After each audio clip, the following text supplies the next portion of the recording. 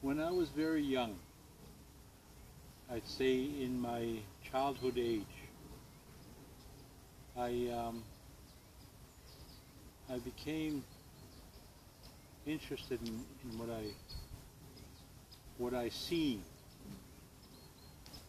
Before that, I can remember being in my mother's womb, and even before that, I remember a void that I was in. I don't remember the kind of situation, but and apparently I came into my mother's womb, and then I was born. And that's from my understanding of those situations. Later in life, I come to understand this was my spiritual road, and I started to develop even back then, and I came to a point where I could see things. You're very innocent at this time of the life. 1 and 2 and 3, 4 years old, you're very innocent, and you see things. And I remember one time when we went to, there's my brother and I, we went to fetch up some water at the creek. We lived in an old log cabin down in River Bottom, and we came down and we went to the creek, and we got water from pails, from paint pails. And when we came back, there was a whole camp of people. They were old people. There were lots of people.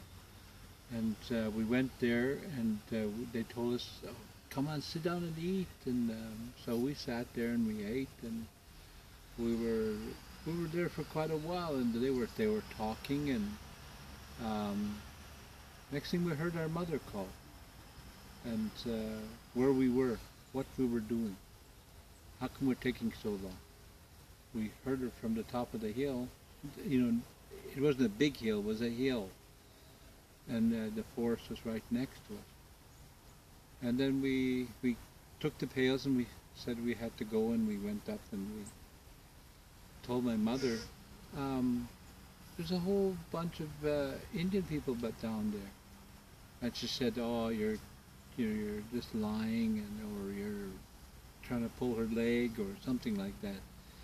And when we went back to the house, and we kept telling her, and when we went back to see where that was, there was nobody there.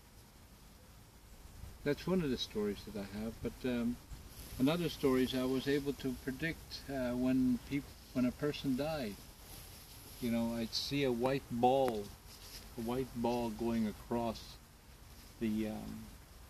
It wouldn't be very big, but it'd be a white ball that was go from one place to another. And I remember when our chief of our reserve, 1964, he passed away. His name was Peter Smith. I remember him dying because I seen this white ball. And that night we were chased by an owl. So in this communication